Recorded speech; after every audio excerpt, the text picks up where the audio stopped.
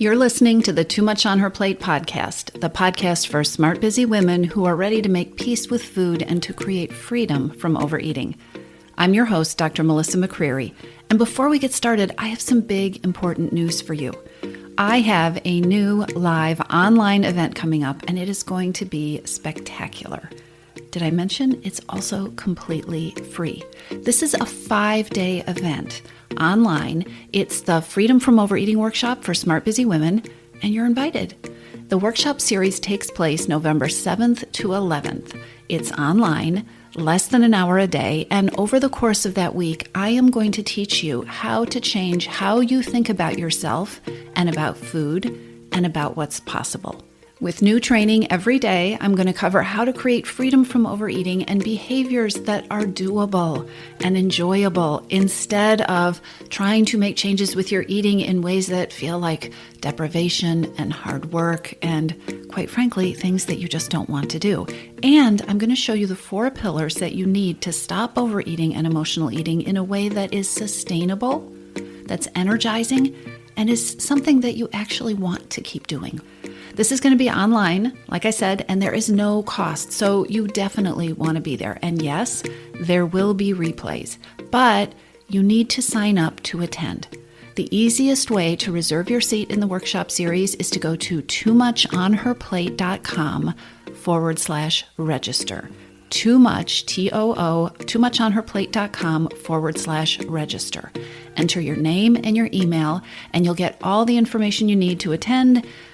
It's going to be an amazing event. Here's the thing. I know smart, busy women because I am one, and I know it is so easy to say, I'll get to that later. So really, hit pause, go register.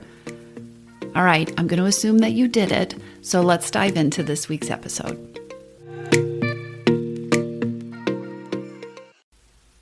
Hey, everybody. I was not planning to record a podcast episode today. In fact, I had a whole plan for what the next podcast episode was that I'm going to record. However, I've had a number of things come up this week, and I decided that there are some things that are really important to share. There is something that is really important to share. We need to talk about your results. Here's the thing.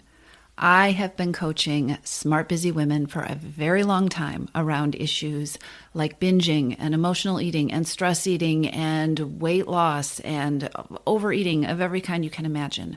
And I have seen so many people get stuck in vicious cycles, ongoing cycles with yo-yo weight loss and trying something and starting over and this didn't work and now I got to try this and now I've done every program on the planet, because they get trapped in a cycle of evaluating their results, misevaluating their results, and believing that nothing is working. And if you do one thing or 2 things or 3 things or a lot of things and you just feel constantly dissatisfied with your results, I want you to think about maybe you don't have to think about, maybe you have experienced how demotivating that is, what a blow that is to your confidence, and how every time you go through this cycle, it becomes harder and harder and harder and feels like more of an uphill battle. So we need to talk about your results. We all have an inner perfectionist, or I guess I should say I have never met anybody who doesn't have an inner perfectionist. And perfectionist thinking is all or nothing. You've attained it or you haven't. I work a lot with high achievers, people who have very high expectations for themselves, and I work with women and people who identify as women. And guess what? All of these things make it very difficult because of the expectations that we have been exposed to, the ways that we have been raised, the cultural influences. All of these things make it very hard to, raise our hands in the air and declare great results. It is so much easier for so many people, most especially high-achieving, smart, busy women, to see all the places they haven't gotten results yet, all the places that aren't quite dialed in, the things they haven't quite achieved, the milestones that are still ahead of them. It is so much easier to own those than it is to own a positive result, to say, I've achieved something, I've won, I am making progress, this is working. If you combine that with what we know from neuroscience about how the brain works, then it can be really hard to create a motivating cycle where we are seeing results and feeling excited about it and having that propel us forward. I have talked about Rick Hansen in a previous podcast. He has this great phrase that he uses in talking about how our brains work. He says that the brain is Velcro for the bad and Teflon for the good. And it has to do with evolution and the fact that, we are designed to survive, and we were designed to survive all sorts of dangers that most of us don't encounter these days, right? We're supposed to be primed to stay out of danger, to not get killed by lions and tigers and bears, to be alert for bad things happening. And so, evolutionarily, it makes sense that it is a bigger deal to have danger in front of you than to have something to celebrate. Our brain gets hyper-focused on what could go wrong or what has gone wrong or what the signs of danger are. And right now, we live in a society where those aren't really things that are going to kill us. We are more alert for the negative. And the good things that happen, our brain thinks, oh, I don't have to worry about that. That's not something I need to pay attention to. So our brain really doesn't have the mechanism for absorbing and really soaking in good, positive experiences of really attaining great results, having a win, having a great day of eating the way that you wanted to, or responding to your stress instead of going into the kitchen. Our brain notices that, but it doesn't really notice it in the way it will notice if you went into the kitchen and ate all the things because you were stressed out and then got mad at yourself. Your brain will hold on to that experience in a deeper way than it will the accomplishment, the result you achieved, the win that you got. Because to your evolutionarily wired brain, doing something the way you want to, having a positive result, that doesn't put you in danger. So you can just let that one slide on by. This is not helpful for creating a trail of breadcrumbs of results that is going to keep you motivated and inspired and keep you on track with stuff that is working. And there is another piece of the puzzle, and that is that very few of us have escaped diet mentality and diet culture and deprivation thinking. And all of those things, when you are looking at changing your eating or ending overeating or stopping binge behaviors or emotional eating or weight loss, all of those things lead us to focus primarily on one metric. Have I lost weight? Right? Have I lost weight? Has the scale changed? Are my pants looser? And so when you are in a place where the scale hasn't moved yet, you're not at your goal yet, it's happening slower than you want it to. And by it, I mean that one metric, the number on the scale, right? Or maybe things are starting to happen, but remember, your brain is Velcro for the bad and Teflon for the good. So there are, maybe you're on a path where, I am losing weight, but my labs aren't as good as I would like them to be. I got some news about my cholesterol or my blood sugar, or right? And those aren't where they should be. My blood pressure is too high. Your brain is going to notice all the things that you haven't done. And if your primary focus is one metric, weight, which it is for so many women because of the whole culture that you have been indoctrinated in, if your only focus is primarily that one metric, you are never going to create peace with food. And you are never going to break free from diet and deprivation mentality. And everything that is quote unquote imperfect or as yet undone or as yet unachieved is going to remind you of that thought, but I haven't lost all the weight yet. And stop for a moment. Just stop and take a deep breath. And I want you to feel inside your body, because I know you've had the experience of, this isn't working. I'm not going to be able to do this. I'm not going to be able to lose the weight. I'm not losing the weight. I haven't lost the weight. I haven't done it fast enough. Oh my gosh, the panic or the anxiety or the depression, the dullness, the numbness that sometimes happens. When you focus on just that one metric, and by the way, not the other metrics that I'm going to talk about in a minute, but all those other metrics that are actually responsible for changing your weight and changing your eating in a sustainable way. If all you're focused on is that number, it is so easy to unleash that cycle in your body of feeling bad or feeling panicked or feeling behind or feeling like what you're doing is wrong or feeling like you need to do something else or feel like you need to start over again. It's a lot. And here is why I am sharing this episode with you. Because you can be focusing on this one metric and not seeing results. And that does not mean you are not getting results. Bear with me because I'm going to explain that, all right?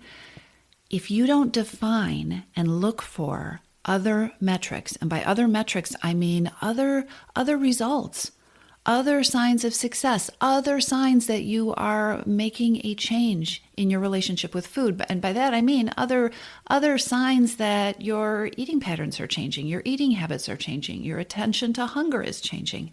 If you don't look for and then say, okay, these are going to be signs that this is working, if you don't have those things, you're not going to see them.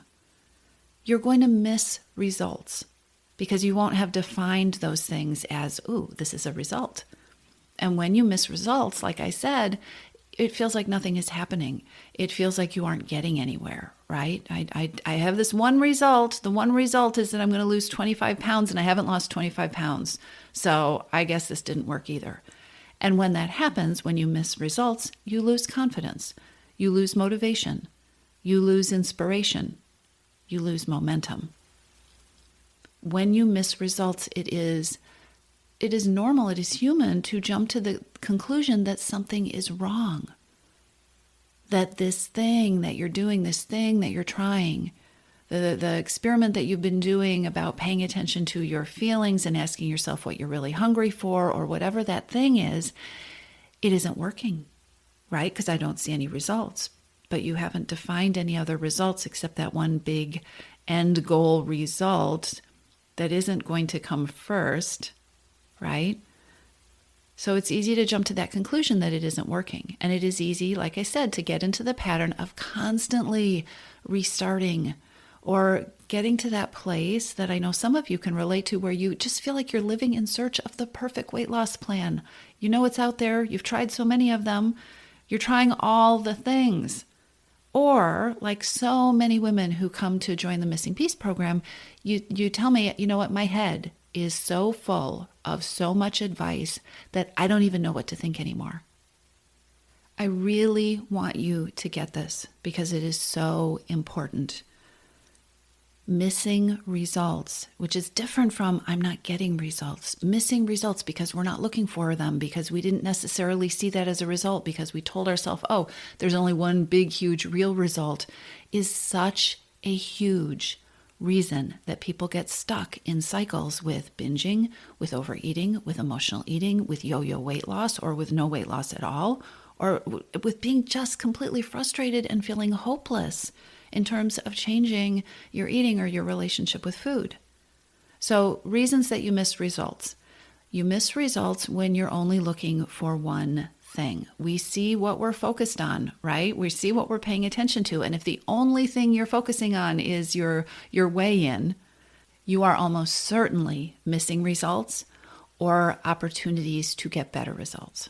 So we miss results when we're only looking at one thing, which is usually the scale and weight. You miss results when you're only focused on your performance in a very perfectionist way. And that comes up for all of us, but it is so reinforced by diet mentality, all or nothing thinking, right? So think about it. You have a day where you have a plan for how you want to approach food. Maybe you want to check in with your feelings. You want to pay attention to the transition between the end of the day and the beginning of your evening. And all these things fall into place. You do all these things well. But At the end of the day, you, quote, blow it, end quote, and you have a binge, or you eat more than you wanted to. You mindlessly finish the stuff on your plate at dinner and you get way too full. We miss results when we're only focused on our performance in all or nothing perfectionist ways. Because think about it. I bet you've had experiences like this where, I don't know, 6, 7, 12 things went right during the day, but you end up deciding it's ruined. I blew it. And the only thing your brain, which is Velcro for the bad and Teflon for the good, can focus on is the one choice that you made that wasn't what you wanted. And so all those other results, all those other wins, all those other accomplishments, they end up counting as nothing in the tally that you keep in your head. This is so important because think about that example that I just gave you. You may have been building skills, 3 or 4 really important areas. Building skills about checking in with your feelings, building skills about pausing and checking in with yourself, building skills about noticing difficult times of day. You may have been really making progress. But when all or nothing perfectionist thinking wipes those results off the board and just tells you, oh, you failed, this didn't work either, think about all the hard work that is lost and think about the toll that that takes on your motivation and on your inspiration and your momentum to keep yourself aimed in what might very well what might very well be, or what probably is the right direction for you. Another way that you miss results is when you aren't taking time to check in with yourself. When you are just going from one thing to the next or doing, a million things at once, and there aren't pauses in your day. There aren't places in your day where you're actually paying attention to, what am I thinking? What am I feeling? What's going on inside me? Am I hungry? Am I not hungry?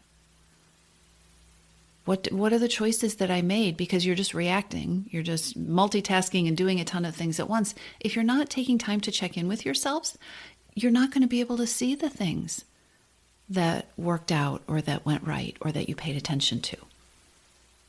I'm going to keep saying this over and over and over again in different ways because we don't get taught this.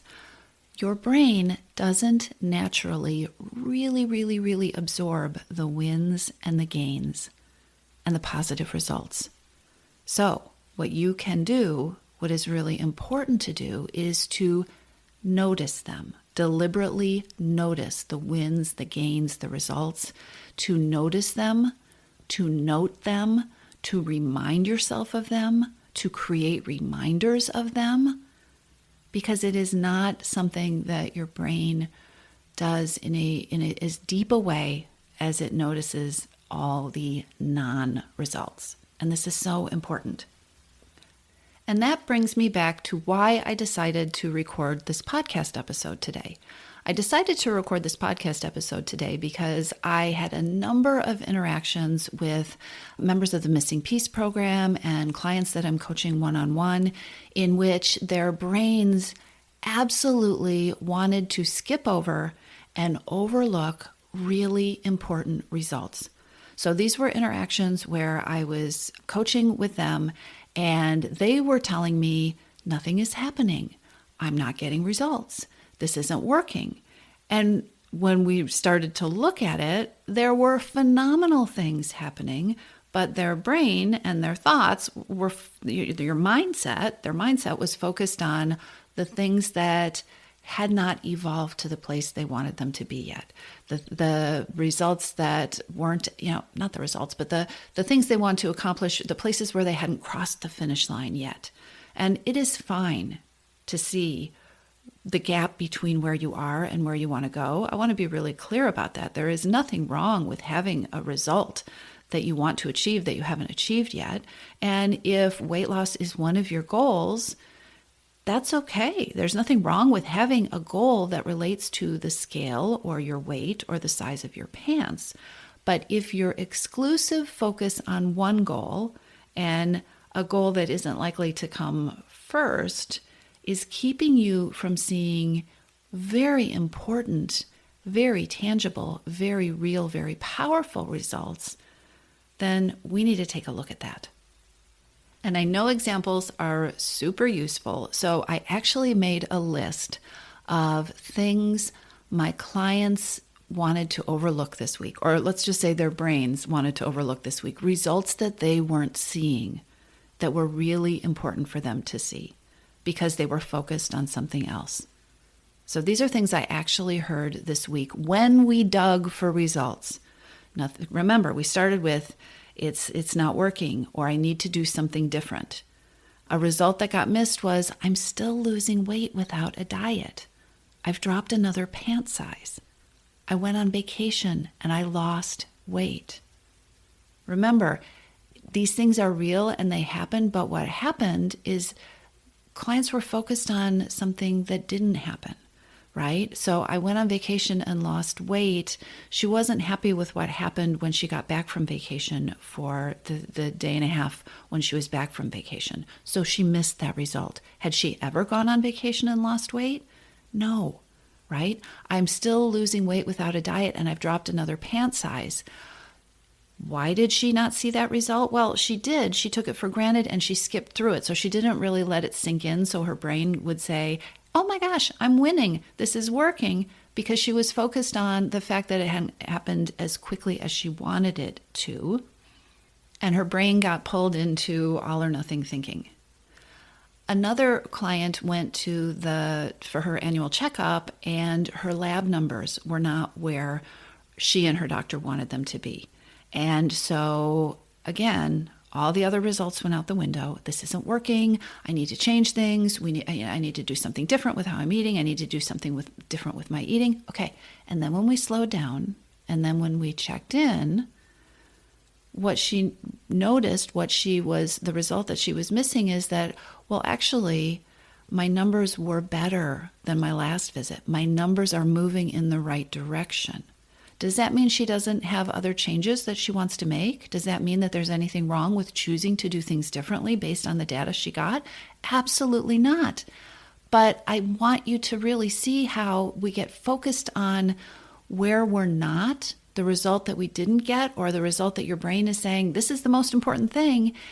And there is a danger of not seeing the results that you're working so hard to create. And when you do that, it does a number on you. And it does a number on your motivation and your confidence. And oftentimes, it does a number on the choice you make about whether to keep going. All right. Other results that we found when we dug for them this week and this is, I'm sharing this from several clients. My body is actually feeling better. My back doesn't ache. My knees don't hurt. I'm walking longer distances than I could walk a couple of months ago. I'm doing longer workouts than I could before. I'm enjoying my workouts. Again, these are results that happened, that are happening in the lives of these women, but we really had to go back and find the results because they were lost in the mind garbage of I'm not getting where I want to go. I'm not getting results. If your brain is telling you you're not getting results, it's so important to look for, wait a minute, what are the results I am getting? So here's some other things I literally heard this week from people who were saying, I'm not there yet. I know this hasn't happened for me. I'm freer with my food choices. I'm approaching food with a positive outlook. I am not mad at myself anymore. I am not giving in to all or nothing thinking.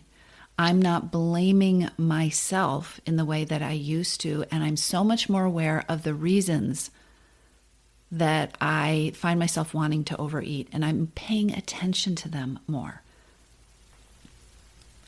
Physical changes, actual changes in bodies that were happening, that were being overlooked. Actual weight changes that were being minimized or that people were distracted from because they were focusing on something else. Changes in lab values, changes in responses to feelings, changes in responses to themselves and how they were treating themselves. All of these things came up this week. And all of these things are very, very, very powerful results. And all of these things were results that were being missed. If you want to do things differently with food, if you want to feel differently about your eating, if you want to stop overeating and do that in a different way, in a way where you're not relying on willpower or on going hungry or creating long lists of rules that you don't really want to adhere to and that you know aren't going to last. If you want things to be different, then it is so important to practice paying attention to all the results, all the ways that things are starting to be different, all the things that you are noticing, all the times that you made a different choice, all the places where you didn't walk into the kitchen and you did something else, or you put your fork down, or you asked yourself a different question about what you were hungry for. All of the times that you thought about your food choices differently, or you noticed that you weren't hungry, or you asked yourself why you binged and what you were feeling, or the times that you stopped mid-binge. If you want to do things differently, then you need to notice all the things that are different. And by this, again, I mean really notice them. Give yourself credit. Let them sink in. Doing it differently, creating a peaceful relationship with food, breaking free from patterns that led to emotional eating or overeating in the past. This means paying attention and giving credit to all the things that you experiment with, all the things that you do differently, all the new things that you notice. For so many women I talk with, the results start to come and then they get discredited or minimized. And then it is so tempting to quit. And what breaks my heart is that part of this cycle that I often see is the results become invisible because you're not looking for them. The results they don't get counted because you're in perfectionism and all or nothing thinking, or the results get minimized because, well, yeah, that happened, but I haven't gotten here yet. And then what happens is that it is so tempting to quit right before the payoff, right before the pieces come together.